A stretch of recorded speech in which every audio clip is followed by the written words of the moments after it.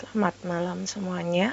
Hari ini saya akan menyampaikan materi mengenai pajak penghasilan pasal 4 ayat 2. Yang dimaksud dengan pajak penghasilan pasal 4 ayat 2 merupakan pajak yang dipotong dari penghasilan dengan perlakuan tersendiri yang diatur melalui peraturan pemerintah dan bersifat final. Yang dimaksud dengan sifat final, ini artinya tidak bisa dikurangkan dari hutang pajak di akhir tahun, dan biasanya dia hanya diperhitungkan di tahun berjalan atau saat pajak ini dikenakan, tidak bisa dikenakan di tahun berikutnya. Kemudian ini adalah jadi dia tertentu untuk penghasilan tertentu dan tidak bisa dikreditkan, jadi tidak bisa dikurangkan dari hutang pajak tahun berjalan. Ada beberapa jenis penghasilan yang dipotong menggunakan tarif pajak penghasilan pasal 4 ayat 2. Antara lain 1, penghasilan yang berasal dari bunga deposito dan bunga tabungan lainnya, penghasilan berupa hadiah undian, penghasilan dari transaksi saham dan sekuritas lainnya, kemudian penghasilan yang berasal dari sewa tanah dan atau bangunan, dan penghasilan yang berasal dari pengalihan hak atas tanah dan atau bangunan, serta penghasilan yang berasal dari jasa konstruksi. Kalau kita bisa lihat bahwa beberapa penghasilan ini mungkin beririsan dengan pasal 23. Oleh karena itu, kita akan mempelajari perbedaan antara berbagai penghasilan yang dipotong dari pasal 23, 21, pasal 4 ayat 2, dan pasal 26. Kalau kita bisa lihat bahwa jika seseorang atau yang biasa dikenal dalam istilah pajak adalah wajib pajak orang pribadi menerima hadiah yang bukan berasal dari undian, maka pajak atas hadiah tersebut akan dikenakan dengan tarif di PPh pasal 21. Jika penerimanya berganti menjadi WP Badan, maka akan dipotong menggunakan tarif PPh pasal 23. Namun jika hadiah tersebut berupa undian, baik penerimanya merupakan WPOP maupun WP Badan, maka akan dipotong menggunakan tarif PPh pasal 24. Kemudian kita lihat lagi, jika penghasilan yang diterima merupakan bunga utang dan diterima oleh WP dalam negeri, maka akan dipotong dengan tarif yang ditentukan oleh PPh pasal 23. Sedangkan jika bunga tersebut berasal dari tabungan atau obligasi atau yang kita sering bahas itu adalah transaksi sekuritas, maka bunga tersebut akan dipotong menurut tarif pasal PPh pasal 24. Kemudian kita juga bisa lihat bahwa jika bunganya berupa hutang atau pinjaman namun diterima oleh WP luar negeri menurut pajak, maka dia akan dipotong menggunakan tarif pasal 26. Begitu juga hadiah, jika diterima oleh WP luar negeri, maka akan dipotong menggunakan tarif pasal 26. Ini baik berupa hadiah undian maupun non undian, seperti itu. Oke, di bagian berikutnya kita akan bahas masing-masing penghasilan yang dipotong menggunakan PPh pasal 24. Yang pertama yaitu penghasilan yang berasal dari bunga deposito, bunga tabungan, atau diskonto SBI. Jadi ini segala deposito tabungan dalam bentuk apapun dan diskonto dari SBI akan dikenakan oleh PPh pasal 4 ayat 2 dengan ketentuan 1. Jika penerimanya adalah WP dalam negeri dan bentuk usaha tetap, maka tarifnya 20% dari jumlah bruto. Jumlah bruto yang dimaksud ini adalah uang yang diterima yang belum dikurangi oleh biaya administrasi dan lain-lain. Kemudian jika penerimanya WPLN atau WP luar negeri, maka tarif yang dikenakan adalah 20% atau sesuai dengan tarif P3B dari jumlah bruto. Yang dimaksud dengan tarif P3B sendiri itu merupakan kepanjangan dari perjanjian penghindaran pajak berganda. Itu merupakan perjanjian antara Indonesia dengan negara lain yang berkaitan dengan tarif pajak yang dikenakan untuk beberapa hal tertentu. Nah, jadi kalau tarifnya misalnya ada negara tertentu yang sudah punya perjanjian P3B dengan Indonesia, maka tarif yang dipotong disesuaikan dengan perjanjian P3B ini, atau yang sering dikenal dengan bahasa Inggrisnya tax treaty. Kemudian, seperti semua jenis pajak lainnya, ada ketentuan khusus yang bisa dikenakan untuk pajak yang dikenakan untuk deposito. yaitu jika WP orang pribadi berpenghasilan rendah maka dapat mengajukan permohonan restitusi. Yang dimaksud dengan permohonan restitusi sendiri itu berarti permohonan pengembalian, seperti itu. Kemudian yang bagian berikutnya kita pelajari, untuk pemotong, penyetor, dan pelapor dari pajak yang diperhitungkan dari bunga deposito, tabungan, dan diskonto SBI itu satu, bank yang membayarkan bunga dan diskonto SBI. Yang kedua, bank yang menjual kembali SBI dan sertifikat deposito. Yang ketiga, kantor pusat Bank di Indonesia atas bunga tabungan dan deposito yang ditempatkan di cabang luar negeri. Yang keempat, kantor cabang bank luar negeri atas bunga tabungan dan deposito yang ditempatkan di luar negeri. Jadi yang dimaksud di sini adalah bank luar negeri yang memiliki cabang di Indonesia, kemudian nasabah yang dimiliki dananya itu ditempatkan di luar negeri, maka bunga atas dana yang ditempatkan tersebut akan dipotong oleh kantor cabang bank luar negeri yang berada di Indonesia, seperti itu. Kemudian ada beberapa penghasilan yang dikecualikan dari pemotongan pajak yang berasal dari bunga deposito, tabungan, dan diskonto SBI. 1. Jika bunga depositonya di bawah 7,5 juta, maka dia tidak akan dikenakan pajak. Yang kedua, bunga atau diskonto diterima oleh bank di Indonesia atau cabang bank luar negeri. Ini tadi yang cabang bank luar negeri sudah saya jelaskan di bagian sebelumnya. Yang ketiga, bunga dan diskonto yang diterima berasal dari dana pensiun yang disahkan oleh Kementerian Keuangan. Yang keempat, bunga tabungan tersebut berasal dari tabungan yang digunakan untuk dalam rangka kepemilikan rumah sederhana dan rumah sangat sederhana berikut kafling siap bangun, seperti itu. Kemudian ini adalah contoh perhitungan dari bunga deposito. Kemudian ini adalah contoh lembar jawabnya, kalian bisa pelajari. Kemudian ini. Kemudian penghasilan. Yang kedua adalah pajak dari bunga obligasi.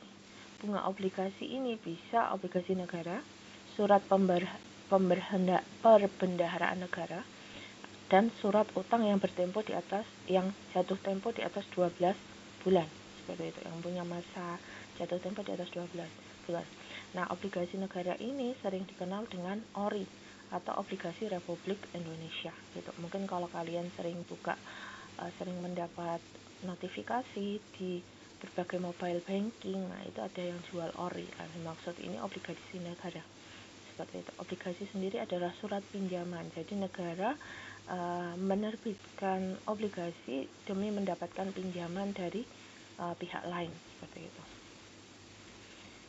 Ini kemudian tarifnya, jika dia adalah WP dalam negeri dan BUT, maka tarifnya 15% dari jumlah bruto.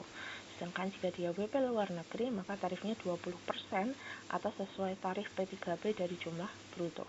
Nah, yang menjadi dasar pengenaannya, dasar pengenaan dari ini adalah 1.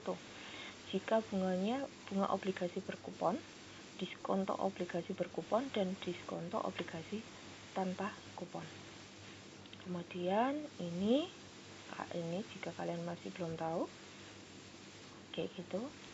Kemudian ini yang namanya obligasi, jadi surat pinjaman. Kemudian pemotongnya itu adalah penerbit obligasi atau perusahaan efek, dealer atau bank atas bunga dan diskonto yang diterima penjual obligasi saat transaksi. Kemudian yang dikecualikan jadi yang tidak dipotong pajak adalah jika bunga atau diskonto tersebut diterima oleh dana pensiun yang disahkan Kementerian Keuangan, yang pertama, dan kedua, jika diterima bunga dan diskonto tersebut diterima oleh bank di Indonesia atau merupakan cabang bank luar negeri yang beroperasi di Indonesia. Nah, ini ketentuan khususnya sudah tidak berlaku untuk tarifnya karena kita sudah menggunakan tarif yang terakhir, yaitu 15%. Kemudian yang keempat, yaitu bunga simpanan koperasi. Jadi ini mungkin masih jarang kalian temui, tapi sepertinya mungkin akan sering ditemui karena pemerintah punya program yang namanya Koperasi Merah Putih, gitu. Jadi bunga simpanan koperasi ini adalah jika anggotanya memiliki simpanan di koperasi dan itu simpanannya bukan merupakan bagian dari sisa hasil usaha. Jadi ini adalah dana kalau kita bilang ya, dana yang tidak terpakai dari anggota yang disimpan di koperasi dan digunakan nanti akan dipinjamkan ke anggota yang lain. Nah, bunga atas simpanan tersebut itu dikenakan pajak juga. Kita menurut PPh pasal 4 ayat 2. Jika nominalnya di bawah 240.000 per bulan, maka tarifnya 0%.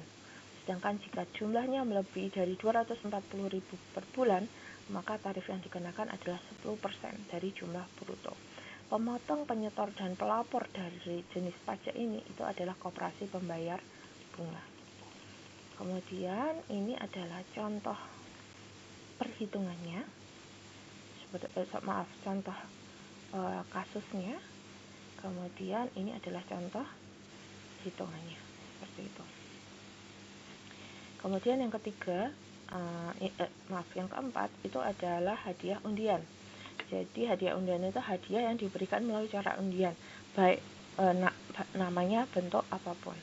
Kemudian tarifnya adalah 25% dari jumlah bruto nilai uang. Jadi jika diberikan dalam bentuk uang, maka yang menjadi dasar adalah nilai bruto.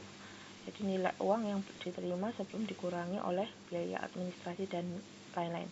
Jika berupa barang atau yang sering dalam istilah pajak disebut natura, maka disesuaikan dengan nilai pasar atas natura tersebut. Jadi jika dia mendapat mobil seharga 300 juta, maka pajak ini harus dibayarkan adalah 25% kali 300 juta tersebut. Kemudian saat pembayaran pajak itu adalah saat akhir bulan dibayarkannya hadiah atau saat penyerahan hadiah. Seperti itu.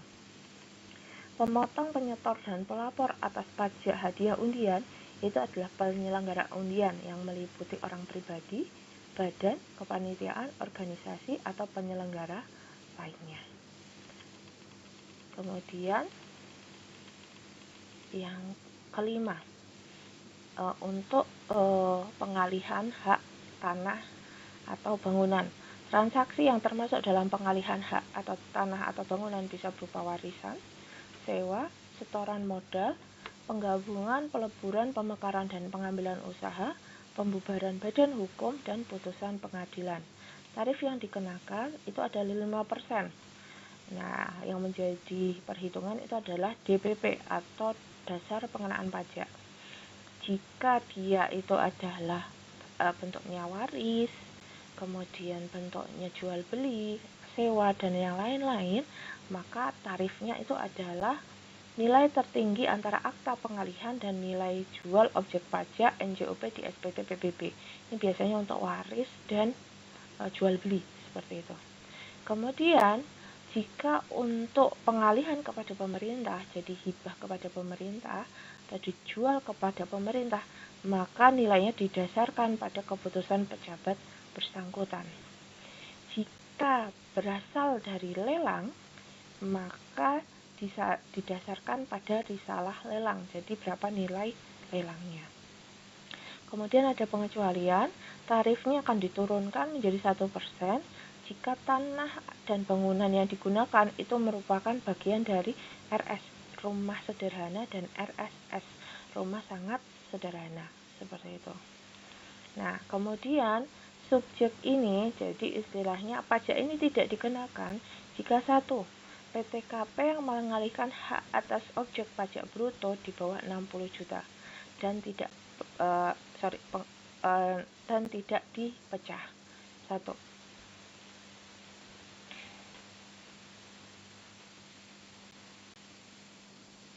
Maksudnya ini adalah jika harga barangnya di bawah 60 juta, harga objek bangunan atau objek tanahnya.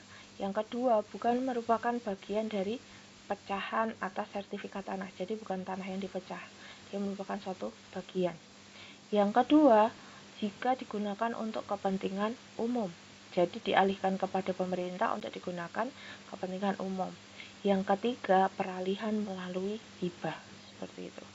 Nah, ketentuan khususnya, jika atas sewa, gitu, maka pajak yang dikenakan adalah 5% dari residual value atau nilai residualnya, seperti itu. Jika maksudnya nilai residual itu nilai sewa dikurangi biaya administrasi. Kemudian jika transaksinya berupa sell and leaseback, maka pajak dikenakan dari 5% atas nilai pengalihan, 5% dari residual value, dan 5% dari penalti atas percepatan penggunaan hak opsi. Seperti itu. Kemudian untuk jasa konstruksi. Untuk jasa konstruksi atau untuk perusahaan konstruksi pada umumnya, tarifnya merupakan 15% dari perkiraan penghasilan neto dan pajak ini tidak bersifat final, seperti itu. Jadi ini bukan merupakan bagian dari sebenarnya PPh pasal 4 ayat 2 ya, karena nggak final ya. Seperti itu. Nah, yang menjadi bagian dari PPh pasal 4 ayat 2 itu adalah ini, jika dia punya kualifikasi, ada ketentuan khususnya. Satu, yang mengadakan pajak itu adalah WP berkualifikasi usaha kecil dan nilai pengadaannya di bawah 1M. Apabila memenuhi ketentuan tersebut, maka jika perusahaan tersebut merupakan melaksanakan kegiatan perencanaan konstruksi, maka tarifnya 4% dari jumlah bruto. Jika WP melakukan kegiatan pelaksanaan konstruksi, maka tarifnya 2% dari jumlah bruto. Sedangkan jika WP melaksanakan kegiatan pengawasan konstruksi, maka penghasilan yang didapat itu dipotong pajak sebesar 4% dari jumlah bruto. Demikian penjelasan saya untuk pasal 4 ayat 2. Terima kasih semua.